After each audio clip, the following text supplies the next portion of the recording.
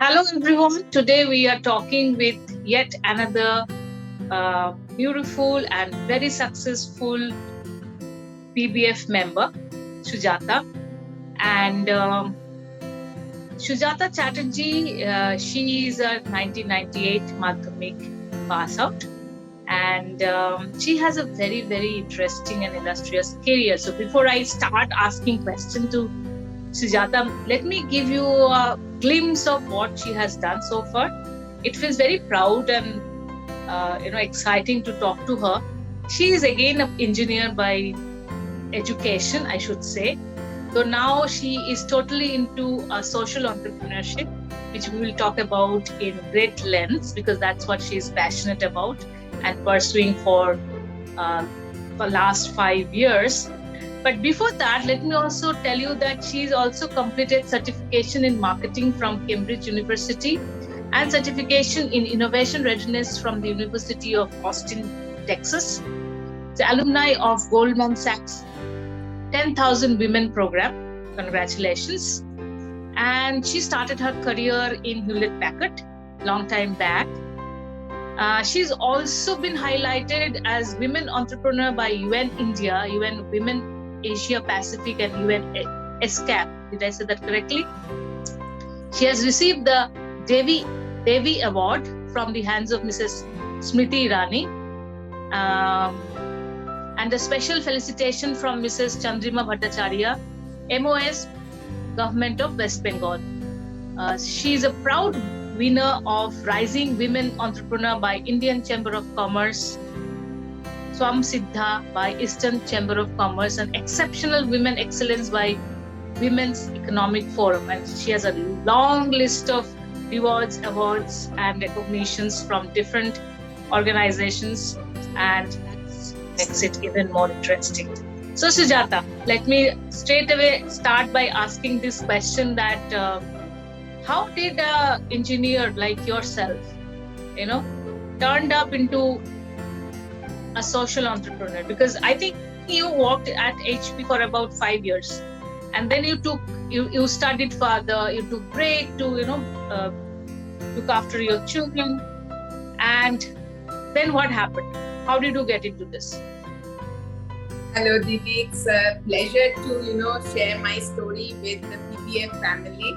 So I really believe that, our hearts and the universe guides us to what we are supposed to do. And I think that is exactly what happened for me. I never pre-planned it. I never, used to dream that one day I'm going to be an entrepreneur, or that to a social entrepreneur or all that. And in fact, after South Point, I did my engineering and I worked in HP. And I was very happy there. So I was not one of those stories where I was very unhappy at work and I had to somehow just leave that corporate life and go to it. It was totally the opposite. I still speak so highly of HP and my time there. I swear by it. So I was that happy there. But, I think it was one thing led to another. And it was very strange. But at one point in my life, I started facing a very personal problem, which is a very strange problem, that I felt my own wardrobe was too full of things and I didn't know what to do with them. I wasn't going to wear them or use them, and I wanted to put it to a better use. Now, a simple problem like that, which I'm sure many people have, but somehow that bothered me so much that I got into the mode of finding a solution to this problem, and that in turn actually led me to the work that I'm doing today, which is Twirl.store. So I really believe that I was guided along the way, and I found my purpose in the work that I do today. Wonderful that you could actually pursue this as a career, which came to you as a problem, and you find a solution not just for yourself or many other people. That's wonderful. I mean, that's not everybody can do. So many congratulations on that. But before we talk more about Twirl.store, let me ask you this question, because you have worked in corporate world. You're also working now, you're running your own company. You're the managing director of Twirl.store. So, and you've also done other things like, Simply Sujata, which is a very interesting YouTube channel that you run on self-development and, motivation and things. So let me tell you, in this, you have a pretty long career, and you have a mix of both, being yourself, working for others, and you have also done a lot of, you have studied a lot. You really have a lot of different kinds of educations, which I'm sure has helped you along the way. Let me ask this question, that as a women entrepreneur, or as a woman professional rather, at what point in life did you think you have hit the glass ceiling, or you have broken the glass ceiling, that so-called glass ceiling that we talked about? Didi, I was brought up in a very, I would say, modern, educated family. And because I had the privilege of going to a school, I think, like South Point, I never really realized that there is something of a glass ceiling that I, as a woman, have, I need to break, because I always felt equal. That was, the kind of atmosphere I think we all had at school as well. I think it was only later when maybe I went to college or started working at HP, and specifically when I started doing well and going up the ladder, that I noticed that the number of women was significantly less. So that was something that occurred to me. But I really think I faced, gender bias when I decided to do the crazy thing of becoming an entrepreneur. And that too, actually, the work that I do is actually very different. It is not the typical, business models that people do. In fact, the business model we have at Twirl, we are the first and only organization in India who does it the way we do it. So now when I wanted to, go ahead with a crazy idea like this, that's when I think, I really realized how difficult it is. And everyone said that, it could not be done because it's new, it's different, and, I don't have education or background for it. But they also mentioned it's because I'm a sole woman with this idea that, I'm a sole woman founder, entrepreneur trying to do this. So that apparently was one of the reasons. And this bias was so big that it even happened that, I have been part of meetings where I've introduced myself as the founder and head of the organization, said what I have to say. And then at the end of it, people have asked me, but who really runs the business? Because I don't know who. I didn't, and I used to, I try to, be proud of myself as an educated, intelligent person. But, when you're asked questions like that, then you actually, can put it in perspective of, of how others look at you. But what I would like to say is, I think, I took that also as a learning experience, and I took it very positively. And it was at that moment that I realized that not only would I, as the sole woman founder, go ahead and do this, but I would also build an organization where girls have this opportunity to grow like I have throughout my life. And I'm very proud to say that Twirl is an all-girls organization. And, we have received so many accomplishments, awards from across the country and abroad also. But I think, if I've really done my, tiny bit towards women empowerment, it is by, building a small all-girls organization and showing people that women not only can do it, but can flourish in each and every way. Very, very, very encouraging and motivating to hear this. As a women entrepreneur myself, I have also faced a lot of similar kind of experiences. So I absolutely understand what you're saying and what you're coming from. So now, you just mentioned that it's a all women organization that you are running. I'm sure it is by purpose, and which is a wonderful thing to do. There could be other people, other younger women who gets daunted because somebody says, no, you cannot do this, or you are not allowed to do this, or I don't think you are capable, who is going to support you? These are the kind of questions people ask. Like, for example, when I started my first company in 2008, and I was quite young at that time, people, my God, the clients used to ask, like, you are too young, to do this business.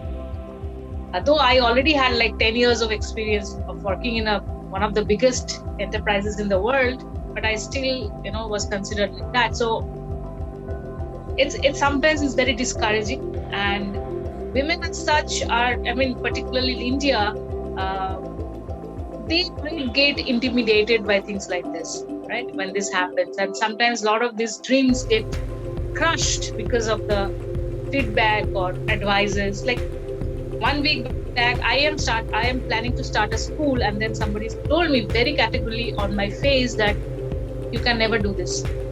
Okay, so what is your advice to younger women who are trying to dream big and trying to achieve, at least attain those dreams? See, for a very few people like us who are born into privileged, families, we also have faced problems. People who are coming from underprivileged places, smaller towns, and opportunities are less.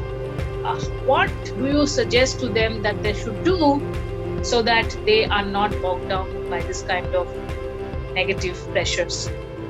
Absolutely, Didi. And, because as I said, even with my education and my background, if I had to face such questions, I totally understood how it might be for those who are less advantaged. And that is why my entire organization is actually of ladies who are from less advantaged backgrounds. So, and I think, that is an important step. We, as those who have the opportunity to be educated or to be, privileged, should also do our bit as to empower them as well. But also coming back to your question, and I think that is one of the reasons that I do also, motivational talks and give motivational sessions, and, I have Pointer Sujata also, is so that, I can keep encouraging girls or in general youngsters with this message. And I think, there are a few simple things I believe in. One is that we have to believe in ourselves. If we do not believe in ourselves, then no one else will. If we wait around for someone to believe in us or support us and then only we can get started, I don't think, that's the right approach. If someone is willing to support us, we are very fortunate, we're lucky, well and good. But even otherwise, we should have that self-belief that yes, I can do it. And if you're lacking there, then maybe you need to relook at whatever you want to do yourself, because if you don't believe in it enough. At the same time, even if you do believe in it, you have to be ready to have a very long and hard journey ahead. So I think patience and persistence is my best skills. If I had to put it down to what has worked for me, it is that is something that often we lack. We might have a lot of other skills, but at the same time, it's very important to be mentally strong and to be able to fall down a number of times, but be still able to get up again and again. So that is something I would advise everyone, to become strong from inside and believe in yourselves and then take a step forward. And I believe if you do that, then everything else slowly falls into place. But it has to start with you. It can be, we cannot expect that others around us will change. So the tagline of my organization, I don't know if you can see it, is be the change you want to see. So I truly believe in that, and I think that's the answer for this question as well. That if you want to see that people have changed their view on you, you have to be the change. So be the change you want to see.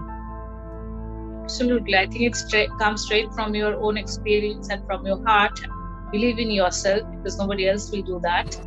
And stay focused on your path. Even if you fail, get up and get going, and have patience. I think those three are very important things to keep in mind. Yes, absolutely. Always works wonder. If you just keep that one little bit of patience for the next time for it to happen, it really works. Great. Now coming back to your company, Twirl.store, right? Tell us about it now. Right. What kind of products you do? Who are your customers? How do you get things done? Tell us about it. Yes. So Twirl is actually a very unique concept. So at Twirl, as I told you, it started from my story of having too many unwanted things.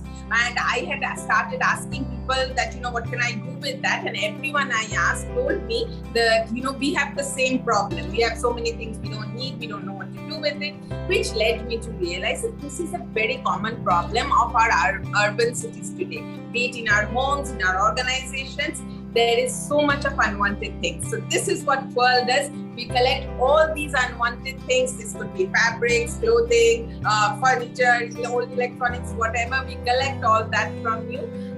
We reward you for it, but more importantly, with what we collect, a part of it is given to people people who need it in the slums and villages as essentials to use. But the rest of the material all gets upcycled, which actually means they get reused and then remade into a new range of products. And this entire work is done by the rural women, so it gives them a source of livelihood as well. And the products thereby created are all handcrafted, eco-friendly products. So there are things like bags, accessories, gift items, home decor, and these actually go out to both individuals as well as organizations. But mostly we do work with organizations for their bulk needs and corporate gifting and things like that. However, you can, everyone is welcome to visit www.twirl.store to see our range of products, and it's an e-commerce site, so you can pick up from there as well. But as I said, our main USP is customized, unique, eco-friendly corporate gifts, and of course from last year we've started bulk exports also. So that's a little bit about the products we make, and actually we help you to become a little more sustainable. So whether it's in your personal life or in your organization, we provide the solutions for that. I mean, it's a very unique idea, and I'm not surprised that you were so successful with it, because it's an idea which was waiting to happen and you made that happen. I'm very sure that you will also start upscaling this material into clothes, which are fashionable clothes. Perhaps sometimes down the line you will do those kind of things also. Yeah, we do limited, clothing, as in we make jackets and stoles as of now. But we're constantly expanding our product range. So who knows? We might have many new things soon. Yeah, who knows? We will see your clothes in that color someday. Who knows? Yes. Great. So very, very inspiring stories. Very inspiring idea. What you are doing is commendable. You are not only uplifting the life of many giving them a source of income, but you are also helping the urban population to be more sustainable, as you just said. Buying stuff and not using it and keeping it stored, it's not a very good idea. Somehow in India, we don't have the policy of cycling materials. In other countries, particularly in the West, there is a process of cycling stuff, but here it doesn't exist.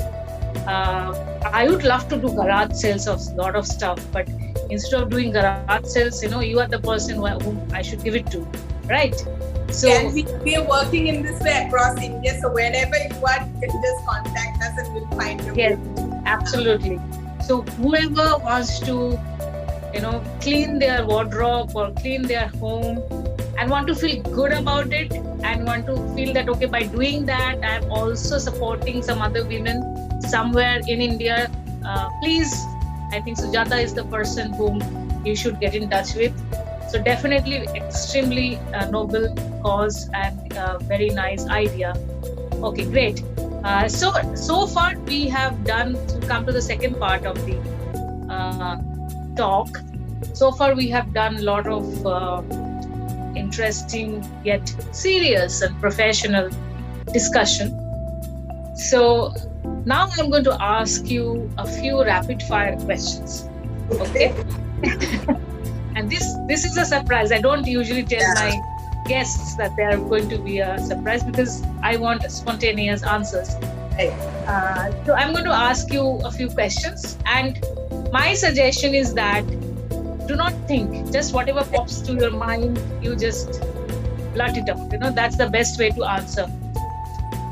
So you can choose to be funny, to be serious, to be satirical, whatever is your personality. Go ahead and do that. These questions are done by my brother, Sudipto Dashgupta, who is also a pointer, who is also in PBF. So he has very kindly given me this set of questions for me to ask.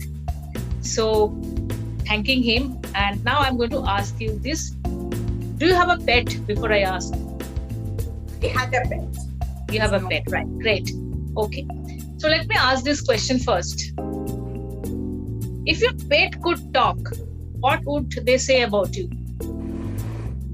I'm extremely emotional. Extremely emotional. Okay, wonderful. What non-existent job do you wish existed? Staring at the clouds, because that's something I do often now and then. I am at a loss. Why am I spending hours doing this? But there should be a time, I think, dedicated for me to just sit and enjoy nature, because I'm enjoying that so much now. Okay, awesome. What is the most interesting thing in your wallet or purse or your bag right now? Most interesting thing? I think a mirror that I picked up from the seaside. So it has a lot of shells decorated around it. And the mirror itself, I think, is a piece of art. So, when I take it up, I'm looking less at my reflection and more at the, beauty of the mirror. Wonderful. What is your favorite pizza topping? Any kind of chicken toppings I like. Any kind of chicken toppings. What is the best technology out there today that you are using?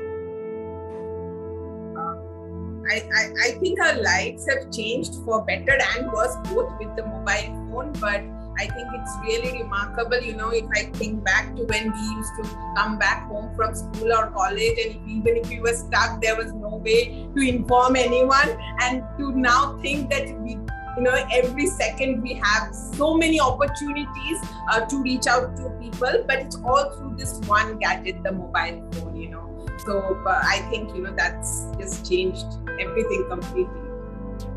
Wonderful. Thank you so much. Thank you so much, Sujata, for doing this with us and for accepting to be our guest. And I wish you all the best, all the success, more rewards, more honors, and more women's life that you touch. And yes, thank you so much for doing this. Thank you so much. It was wonderful to be able to discuss with you, and I look forward to connecting more with the PBF. Thank you. See you soon. Bye-bye.